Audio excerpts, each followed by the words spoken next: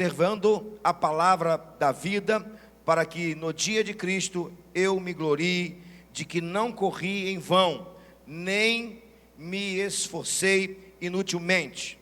Entretanto, mesmo que seja eu oferecido por libação sobre o sacrifício e serviço da vossa fé, alegro-me com todos vós, me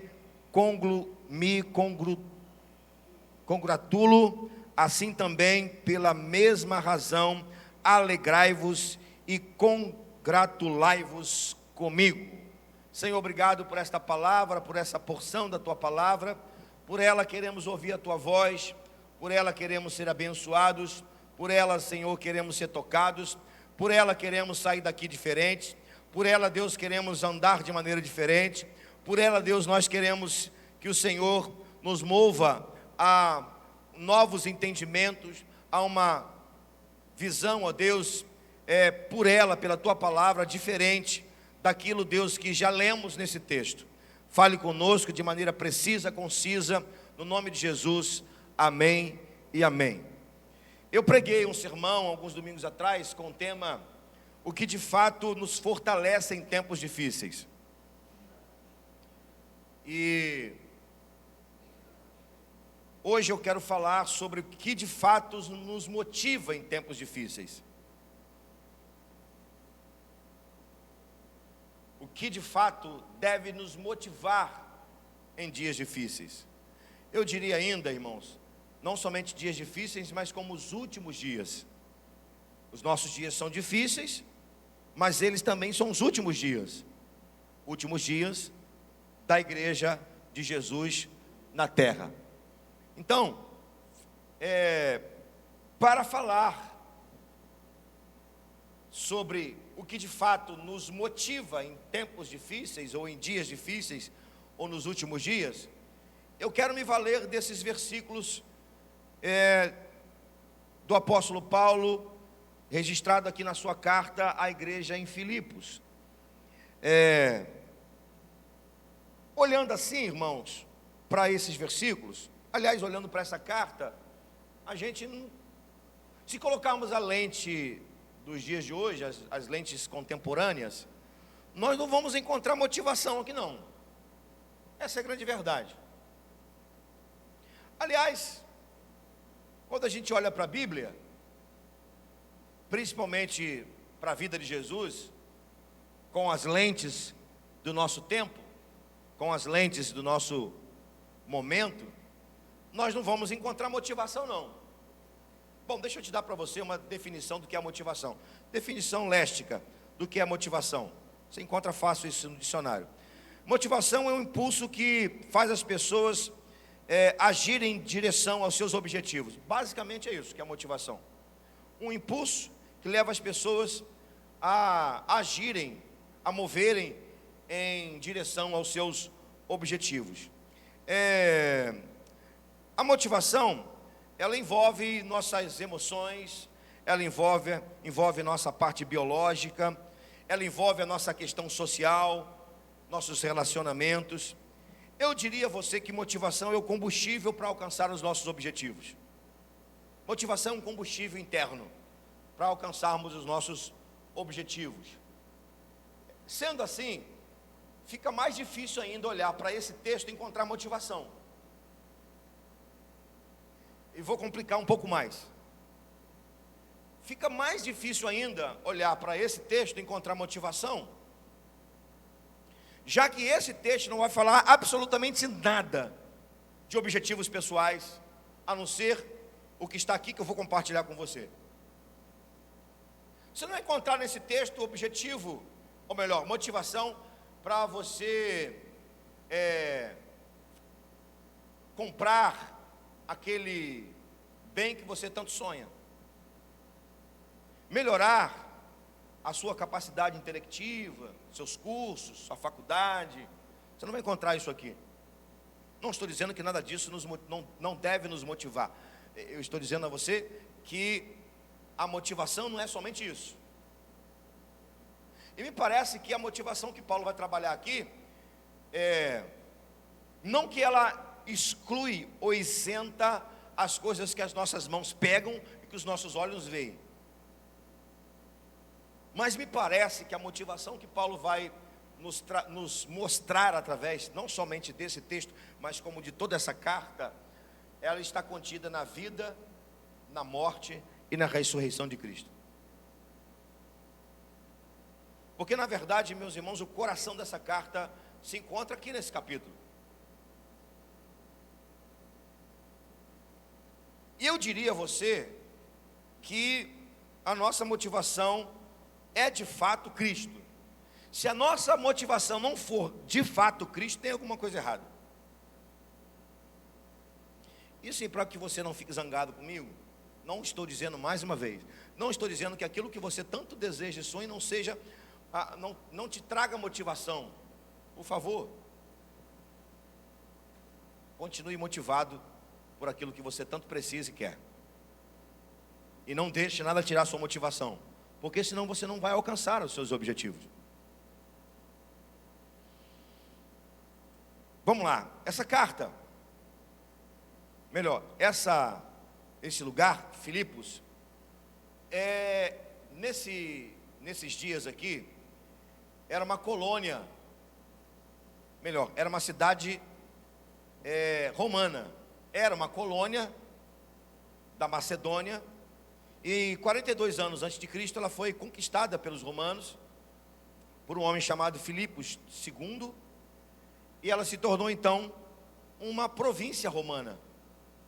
O que aconteceu aqui nesse momento em que ela se torna uma província romana? Logicamente que toda a cultura e toda a influência romana entra dentro dela. E basicamente ela deixa de ser uma simples colônia da Mesopotâmia e passa a ser uma província romana com costumes, com cultura romana. Lá vai morar muitos soldados aposentados. Interessante que com o passar do tempo, esse lugar se tornou um lugar assim nacionalista. Principalmente esses soldados romanos aposentados que foram morar em Filipos. Acontece que no início da segunda viagem missionária do apóstolo Paulo, Paulo tem uma visão. Um varão, um anjo, aparece a ele e diz: passa a Macedônia. Isso está lá em Atos capítulo 16, que você pode conferir depois. O que vai acontecer? Paulo então, não vou tecer comentários para a gente entrar aqui no texto, dentro da sua viagem missionária, interrompe os seus passos missionários e vai em direção à Macedônia, especificamente em Filipos. Lá ele se encontra com Lídia, vendedora de púrpura, mulher rica, com outras mulheres. Encurtando a história, por pregar o evangelho, ao pregar o evangelho, ele expulsa um demônio de uma jovem, ele mexe com a estrutura espiritual do lugar, da cidade, e por mexer com a estrutura espiritual, através da oração e da pregação da palavra, ele e Silas vão parar na prisão. Eles continuam adorando, louvando, são soltos depois que um terremoto acontece. E por último, detalhe aqui, pano de fundo histórico, Paulo prega ao carcereiro, sua família se converte e nasce uma igreja. Nasce uma igreja em Filipos. Paulo sai de lá, de Filipos, vai continuar a sua viagem missionária. A vida na igreja continua, ele está ausente. Tempo depois, Paulo está preso em Roma. Ele recebe a visita de um homem chamado Epafrodita. Epafrodita, não coloque o nome do seu filho, por favor, como esse, não lhe aconselho fazer isso. Ele vai levar para o apóstolo Paulo uma oferta especial. Uma oferta muito especial. Esses irmãos em Filipos entenderam que a vida do apóstolo Paulo era muito preciosa para ele fazer tendas. Paulo fez tendas, mas diferentemente do que muitos dizem, Paulo fazia tenda porque era uma necessidade, mas a igreja em Filipos não gostou que Paulo fizesse tendas, e não via Paulo alguém, senão alguém exclusivo do evangelho para pregar o evangelho. Então eles levam essa oferta de amor para Paulo na prisão, para que Paulo pudesse ser sustentado e continuasse fazendo a obra, porque logicamente Paulo contava que iria sair, como saiu da prisão nesse tempo. Então eles foram dar uma oferta de amor ao apóstolo Paulo. Só que Epafrodita, tem que falar com calma, senão a gente erra, trouxe a Paulo algumas informações que estavam acontecendo em Filipos. Que informações? A cultura romana começou a ser misturada à vivência do evangelho. Logicamente que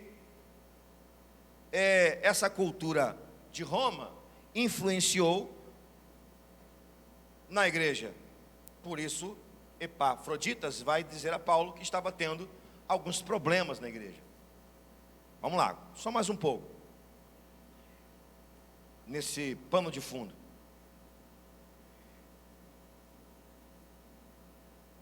Por se tratar de um lugar assim, com a cultura romana, onde as pessoas eram orgulhosas e soberbas, muitas dessas pessoas, isso influenciou na igreja, ou entrou na igreja, entranhou na igreja, é que Paulo vai escrever essa carta, e vai centralizar a sua carta na pessoa de Cristo, na sua morte, na sua vida, perdão, na sua morte e na sua ressurreição. Então, o ponto central da carta é exatamente a pessoa de Cristo. Essa carta é conhecida também como carta da alegria, porque aparece a palavra alegria várias vezes nela. O que nos leva a crer, irmãos, que Paulo de fato estava motivando os irmãos a viver uma vida segundo Cristo. Então você vai ver isso na carta, você vai ler com calma e você vai perceber, certo? Então, veja bem, esse capítulo 2 é pura motivação para nós cristãos a vivermos dias difíceis como hoje.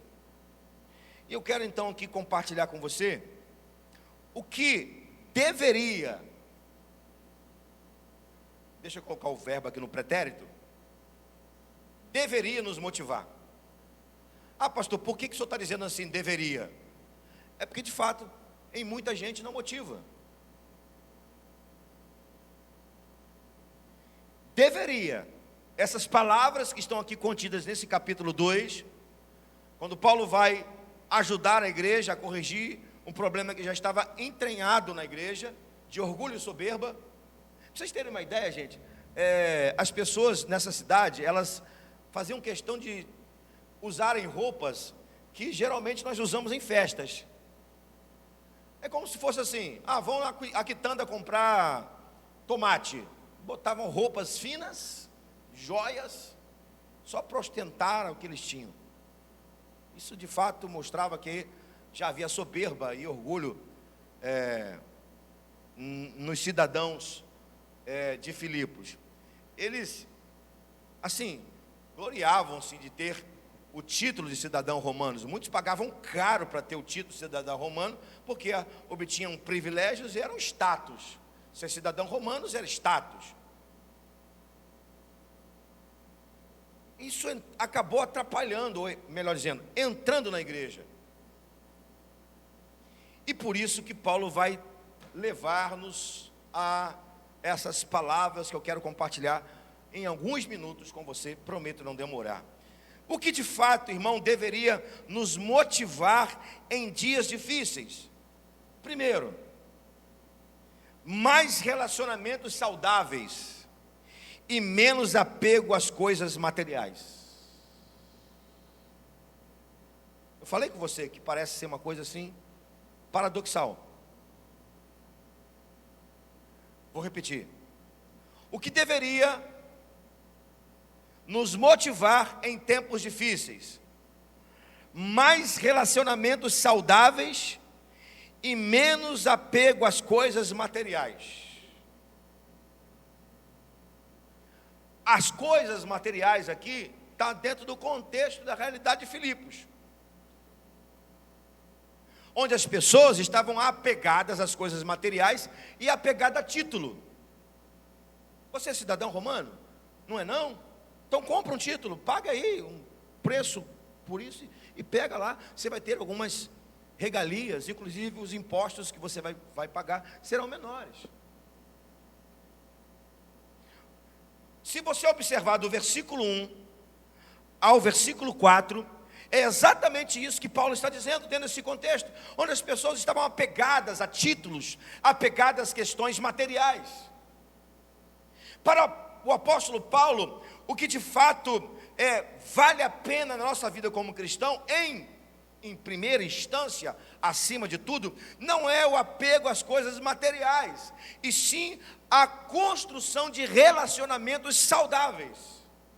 Por isso que você vai observar aqui palavras do tipo: completai a minha alegria. Palavras do tipo: não façais nada por partidarismo, considere o outro superior a si mesmo.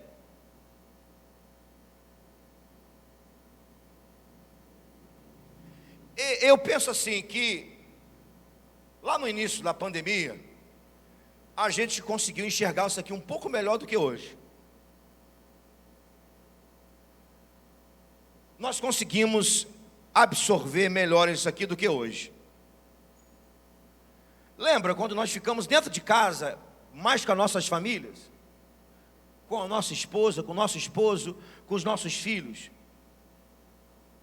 É bem possível que você nunca tenha feito um culto doméstico e nesses dias você fez culto doméstico. Ou nesses dias, melhor dizendo. Por que isso? Porque nós começamos a observar quem está dentro da nossa casa, que nós amamos, que nós não observarmos assim com tanta clareza, precisão e atenção. Nós tínhamos um sentimento de que tudo isso pudesse passar, para que pudéssemos estar entre os irmãos e abraçar os irmãos, beijar os irmãos, tocar os irmãos, olhar nos olhos dos irmãos, dizer uma palavra de bênção, orar com os irmãos, orar de mãos dadas, fazer o que a gente sempre fez aqui, orando no templo, aquela fornalha aquecida, gostosa, né? Ficar no culto a ponto do pastor ter que mandar todo mundo embora para casa, está ficando tarde, dia seguinte tem trabalho, e tem muita gente desobedecendo o pastor e não querendo ir embora para casa. Essas coisas, meus irmãos, que faz parte da natureza da igreja. O que, pastor? Apego às coisas? Não, apego a gente.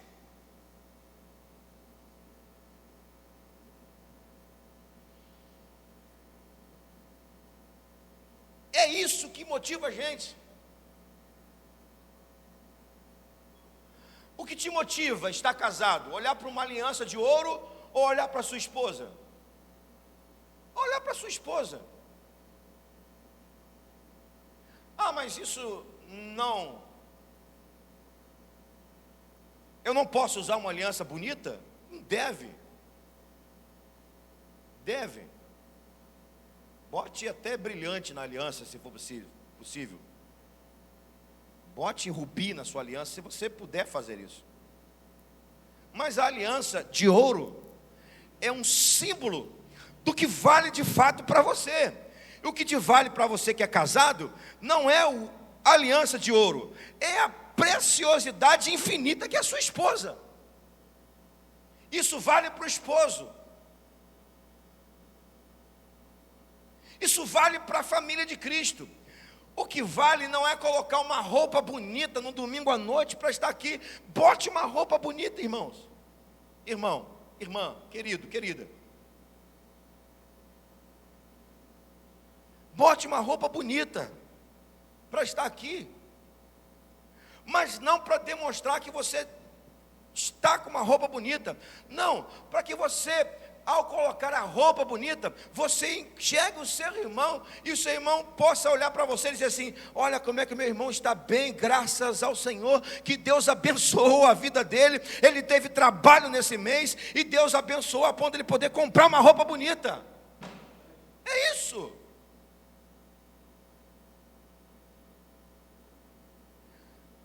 Assim, essa palavra do apóstolo Paulo no versículo 3, nada façais por partidarismo ou vanglória, mas por humildade, considerando cada um o outro superior a si mesmo. Isso aqui, irmão, isso aqui é pesado, mas quanta verdade está nesse versículo que nós precisamos viver.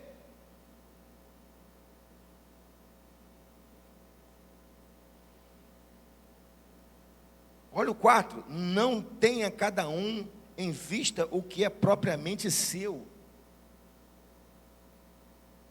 senão também cada qual o que é dos outros. Nunca foi tão bom compartilhar o que a gente tem com quem não tem. Nunca foi tão bom querer dar para o outro aquilo que a gente tem, nem que seja um pouco. Nunca foi tão bom cultivar empatia e solidariedade. Nós tivemos que sofrer um pouco mais para começar a entender isso. O que, pastor? Desapegar das coisas materiais e nos apegarmos mais a gente, às pessoas.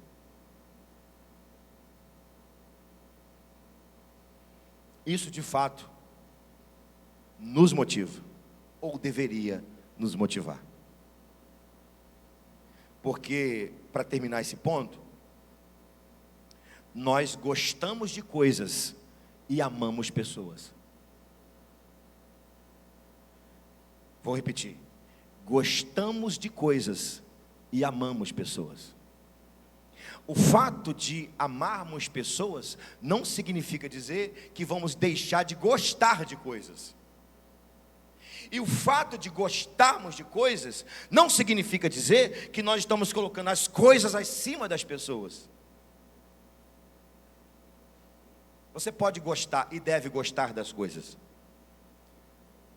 mas, sobretudo, deve amar pessoas, amar gente.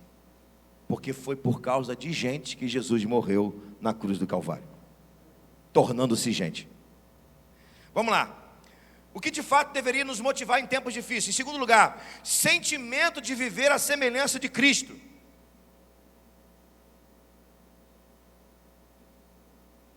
Aí o versículo 5 ao versículo 11, que é o coração dessa carta. Pensa no coração da carta.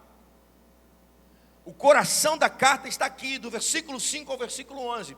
E Paulo começa dizendo assim no versículo 5: tendo em vós o mesmo sentimento que houve também em Cristo Jesus. A gente precisa parar nessa vírgula.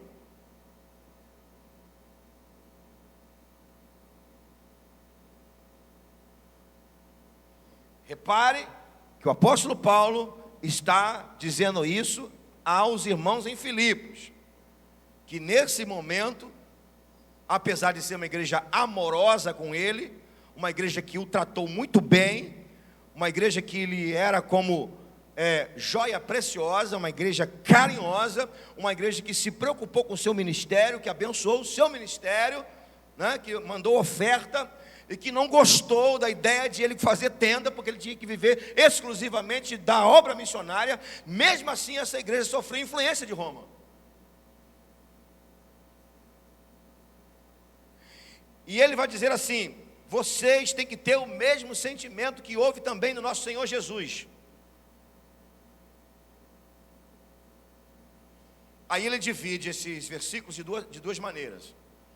Do 5 a 8, ele vai falar da natureza humilhada de Jesus.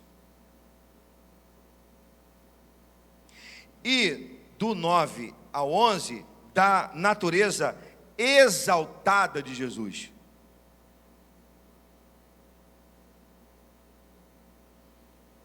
Vamos lá? Nós temos, às vezes, logicamente que nem sempre, os mais maduros principalmente, mas às vezes nós temos a mania de inverter as coisas.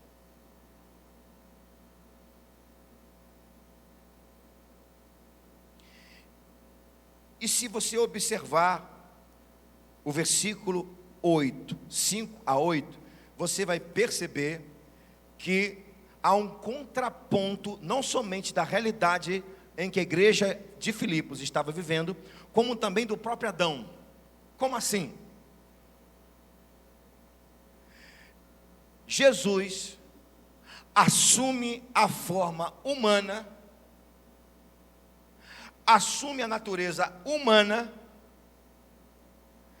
abrindo mão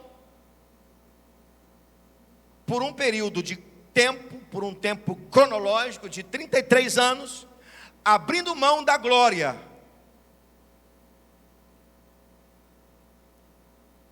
Que Paulo vai dizer aqui, fazendo-se semelhante aos homens. É o contraponto de Adão. Por quê? Porque Adão, em figura humana, quis ser igual a Deus. Paulo está dizendo que Jesus faz o contrário. Sendo Deus, tornou-se em forma humana. É dessa forma que Paulo vai descrever, do versículo 5 ao versículo 8, a natureza humilhada de Jesus. Para resumir, a natureza humilhada de Jesus é o próprio Jesus abrir mão da glória, se humilhar.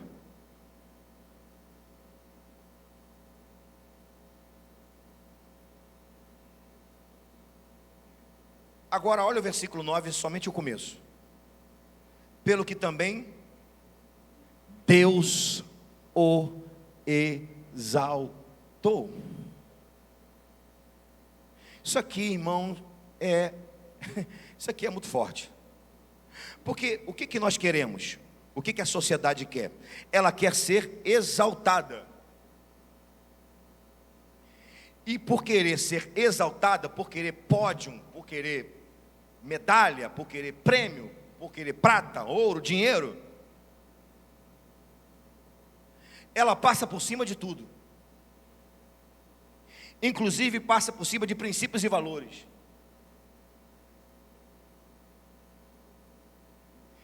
Por quê? Porque o ser humano, ele chegou à conclusão, equivocada evidentemente, que ele pode ser um Deus a ponto de ele mesmo se exaltar.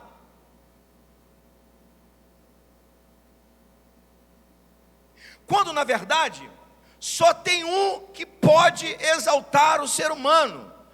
Aquele quem criou o ser humano. E quem criou o ser humano? Deus. Somente Deus pode exaltar o ser humano. E Deus exalta o ser humano de múltiplas maneiras. Quer ver um exemplo? Deus exalta o ser humano como coloca um ser humano num posto de autoridade. Prefeito, governador, por aí vai. Mas eu quero que você preste atenção numa coisa aqui, querido. O que Paulo está dizendo é: sejam vocês, meus amados irmãos de Filipos, semelhantes a Jesus. Como assim semelhante a Jesus? Tem o mesmo sentimento de Jesus. Qual o sentimento? Abre mão do que é glorioso e viva primeiro a humildade e a simplicidade, porque Deus vai exaltar você fazendo assim, ou sendo assim. Ou seja, meus amados irmãos, o que nos motiva nesses dias difíceis é nos humilharmos perante o Senhor, é abrir mão das coisas que nós julgamos, entendemos e queremos ser boas para nós, para que ao tempo de Deus Ele nos exalte. Não vamos inverter as coisas.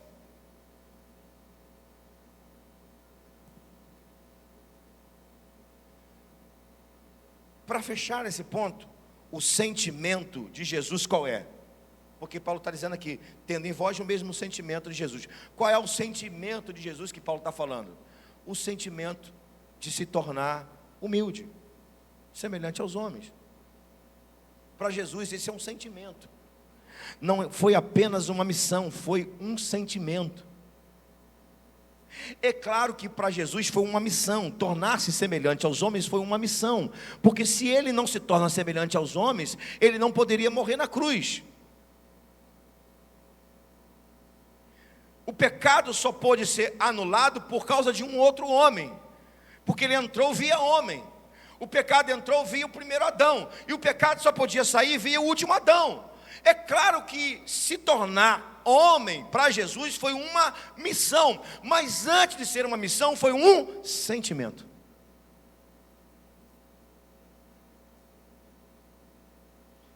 O que deveria motivar a nossa vida nesses dias difíceis? Ter o mesmo sentimento de Jesus. E o sentimento de Jesus foi ser humilde e simples, e deixar por conta do Pai exaltar. Fique tranquilo, irmão. Seja igual a Jesus. Procure ser semelhante a Jesus, porque a seu tempo Deus vai te exaltar. Não espere que homem nenhum te exalte. Você pode esperar que os homens te valorizem? Sim. Sim. Aliás, quando nós não valorizamos o outro, nós fazemos mal ao outro. É sua obrigação, vou colocar essa palavra, é sua obrigação como cristão valorizar o outro, valorizar o ser humano, mais do que você mesmo. É sua obrigação. Mas não espere ser exaltado, espere ser valorizado. Valorize antes de esperar ser valorizado. Valorize muito. Valorize o ser humano, porque foi Deus que fez o ser humano. Mas não espere ser exaltado, porque só tem um que exalta o ser humano, é Deus. Por isso que Paulo vai completar: e Deus o exaltou sobremaneira, ele deu um nome que está acima de todo nome, e a seu nome se dobre todo joelho, debaixo do céu e na terra. E toda língua confesse que Jesus Cristo é Senhor, para a glória de Deus Pai. Parece ser loucura, né? Mas deve ser a nossa motivação em tempos difíceis. Qual a motivação? Ser semelhante a Jesus. Em último lugar, o que de fato deveria nos motivar em tempos difíceis? Um crescimento espiritual como filhos de Deus. Crescer como filhos de Deus. Aí você vai olhar a partir do versículo 12 ao versículo 15, essas verdades, ou essa verdade. O que você vai enxergar aqui nesses versículos, do 12 ao 15, é exatamente isso: um desenvolvimento da salvação. Isso está escrito no versículo 12. Desenvolvimento da salvação. O que é isso? Maturidade, crescimento espiritual. Debaixo de 3 princípios: temor, tremor e pureza.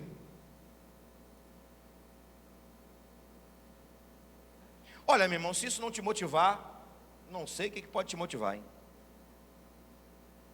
Saber que você hoje pode ser, melhor, amanhã você pode ser mais maduro e espiritual do que hoje.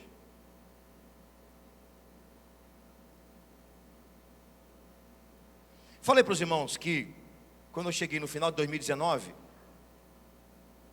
numa terça-feira, que eu peguei a chave do gabinete e abri o gabinete para fazer a minha devocional, o Espírito Santo falou comigo: você está muito acomodado.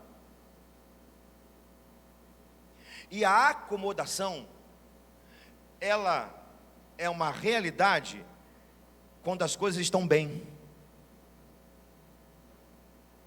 Ninguém fica acomodado quando as coisas estão ruins. Quando as coisas estão ruins, péssimas, você busca solução ou soluções para você melhorar, para você sair daquela situação. A motivação só vem quando as coisas estão bem, quando as coisas estão do jeito que a gente gosta. Em 2019, assim, irmãos, no final de 2019, cada oração que eu tinha com Deus era um tempo precioso, a ponto de querer ficar ali a manhã inteira na presença de Deus. Aí eu comecei a entender o seguinte, pelo Espírito Santo: você pode ficar acomodado com isso e achar que não precisa de mais nada, que não precisa buscar mais, orar mais, ler mais a palavra, jejuar mais. E aí o resto da história, os irmãos sabem bem o que aconteceu comigo em 2020, não vou contar, os irmãos sabem muito bem. Só que me deu uma amnésia espiritual, porque chegou em dezembro do ano passado, eu lembrei das minhas orações de 2019.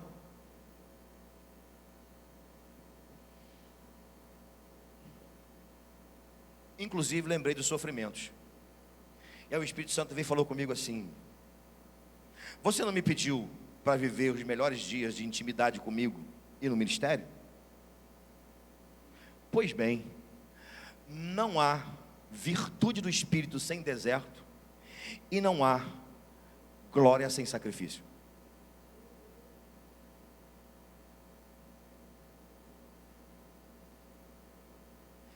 O que eu entendi pessoalmente, não como pastor, e sim como Robson, filho de Deus, eu entendi que eu, na verdade, era uma criança, um adolescente espiritual, e podia ser um adulto espiritual, ainda mais maduro, com 50 anos. Isso me trouxe uma motivação, meu irmão. Parece que uma bomba explodiu dentro de mim, aquela motivação. Eu vou orar mais, eu vou mergulhar mais na palavra, eu vou buscar mais Deus, eu vou buscar mais a unção do Espírito. Isso me trouxe uma motivação que você não nem imagina.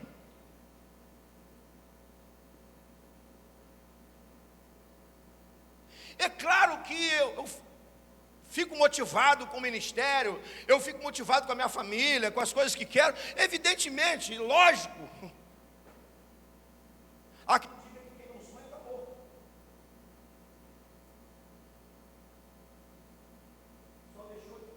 Só não perdeu a existência, mas já morreu. Aqui diga isso. Que quem não sonha está morto, só não perdeu a existência, mas está morto.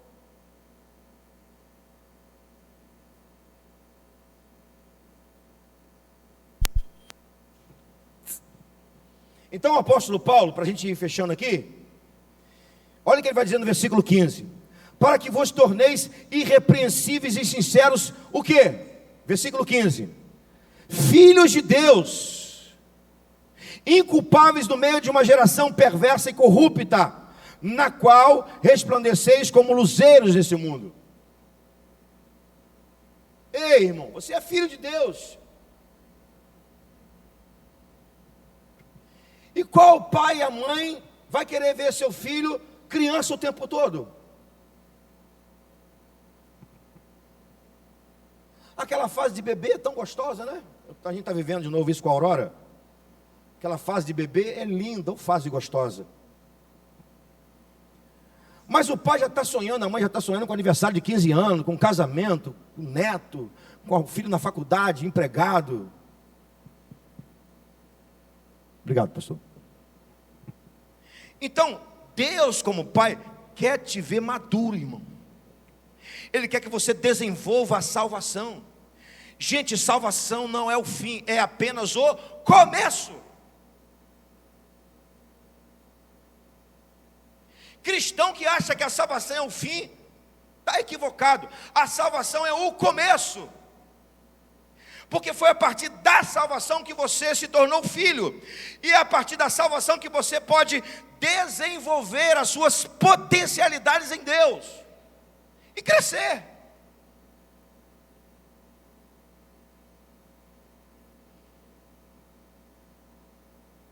Deixa eu terminar, concluir.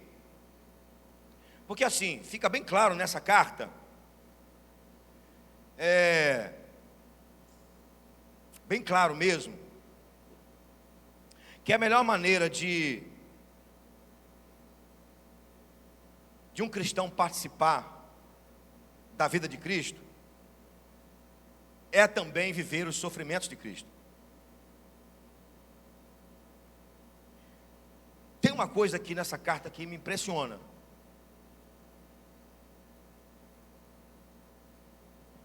E a palavra que Paulo usa, às vezes a tradução ela é simpática, né? Paulo vai dizer assim: tenho por perda todas as coisas que eu obtive na vida, eu as tenho como esterco. Se eu for usar aqui no original o que significa, fica uma palavra muito chata. Não é um palavrão, mas é uma palavra chata de falar, né? Esterco é isso que você está pensando mesmo.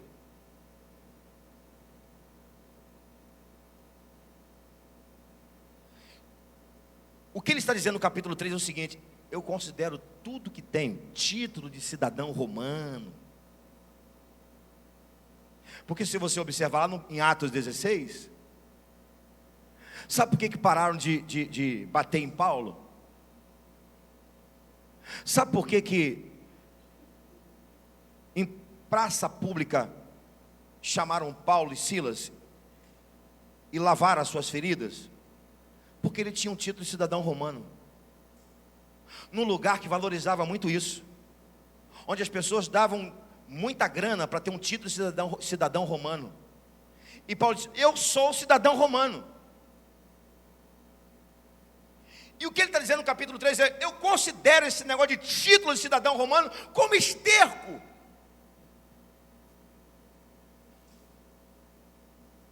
Eu considero os meus conhecimentos que adquiri aos pés de Gamaliel como esterco, diante da revelação, diante da minha ambição de conhecer a Cristo.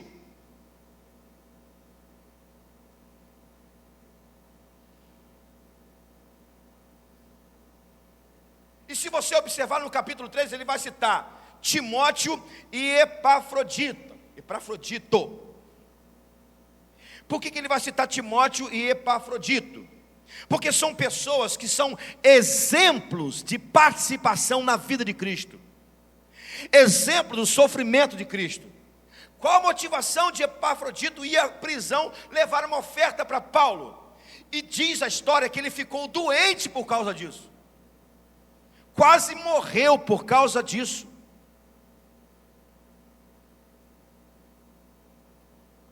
Qual a motivação desse homem? Simples. A motivação dele era o reino.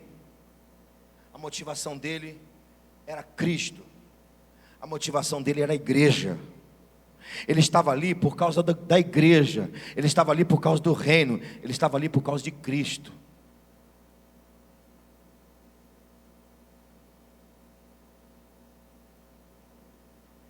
E assim, irmãos, para eu terminar, eu fico preocupado quando nós não atentamos para essas coisas que às vezes julgamos ser sem valor algum. Sabe? Quando a gente não considera o outro superior a nós mesmos, quando nós não atentamos para o fato de que existe alguém ao nosso lado, na nossa frente, conosco, quando nós não valorizamos relacionamentos saudáveis, porque a gente está tão preocupado com as coisas materiais, quando nós não valorizamos a vida de Cristo, quando nós não valorizamos ser semelhante a Jesus, quando nós não valorizamos um crescimento espiritual, isso me preocupa.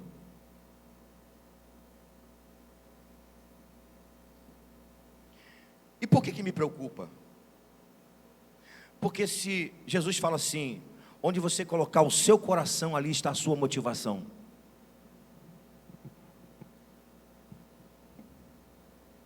Onde você coloca o seu coração, ali está a sua motivação. E para completar, Jesus vai dizer: buscais, pois, primeiro o reino de Deus e a sua justiça, e as outras coisas vos serão acrescentadas. Você já parou para pensar nessa palavra acréscimo? Já parou para pensar que Jesus não está falando assim, e as outras coisas serão dadas, serão acrescentadas? O que é acréscimo? Acréscimo é algo a mais daquilo que já se tem. Acréscimo é algo a mais daquilo que já se tem. E às vezes nós somos tão inocentes, que Deus quer acrescentar a nós aquilo que nós já temos, e nós não ganhamos um acréscimo, um bônus. Por quê? Porque invertemos as coisas, não buscamos mais o reino dele, buscamos as nossas coisas. Aí, desculpa, irmão, ser sincero com você, qual o contrário de acréscimo?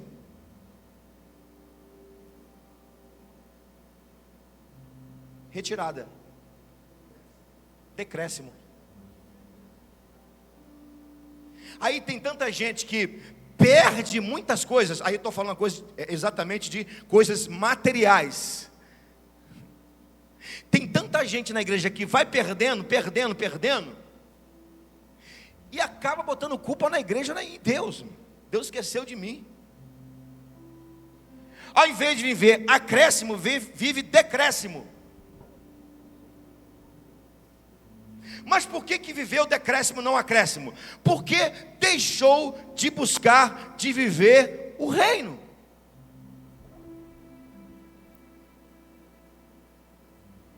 Simplesmente trocou a motivação. Então eu quero convidar você nesses dias difíceis, últimos dias, a olhar para a palavra de Deus e ver onde está de fato a sua motivação ou as suas motivações. Fiquemos com essas três aqui do capítulo 2 de Filipenses, que não são apenas essas três. Quais três? Relacionamentos saudáveis, mais do que apego às coisas materiais. Segundo, imitar Cristo, ser semelhante a Ele. Terceiro, querer crescimento espiritual como filho de Deus, debaixo de temor, de tremor, de pureza. Isso motiva. Aí o que Papai do Céu vai fazer com a gente? Colocando tudo isso como motivação, o que Ele vai fazer? Completa, Ele vai acrescentar o que você já tem. Aí eu desejo que as mais ricas e preciosas bênçãos dos céus venham sobre acréscimo, acréscimo, acréscimo, acréscimo, acréscimo e acréscimo sobre a sua vida. Espero que eu tenha falado 7. Se eu não falei 7, completa aí 7. Que venha acréscimo sobre a sua vida, a partir dos verdadeiros motivos que deve nos motivar a viver em tempos difíceis como os nossos dias. Vamos ficar em pé? Vamos orar? Ir para casa, comer macarrão? É porque eu gosto demais de macarrão. Batata frita. Vamos falar com o Papai do Céu? Levante uma de suas mãos aos céus, por favor. Senhor, em nome de Jesus, eu quero colocar diante do Senhor a vida dos meus irmãos que estão aqui. Se tem alguém aqui nesse momento desmotivado por alguma razão, eu quero pedir que essa energia do céu, essa motivação, esteja agora entrando nessa alma, entrando nesse coração, Senhor, e que as motivações celestiais possam, ó Deus, nos alavancar de maneira poderosa, Senhor. Que as motivações de Cristo sejam as nossas motivações nesses dias difíceis. Meu Deus, nos abençoa nesta manhã, com a vida, com o caráter, com o exemplo de Cristo Jesus, nosso Senhor e nosso Salvador, do qual todo joelho vai se dobrar nos céus e na terra. Senhor, nos motiva a viver mesmo ouvindo notícias ruins. Nos motiva a viver mesmo vendo aquilo que nós não gostaríamos de ver. Nos motiva em meio a tanto sofrimento, Deus. Nos faz enxergar além. Nos faz enxergar além. E eu quero pedir as mais ricas bênçãos acrescentadas sobre a vida dos teus servos nesta manhã, no nome poderoso de Jesus. Amém e amém. Deus te abençoe, irmão. Tenha um bom dia. Até logo mais, quando você vai ficar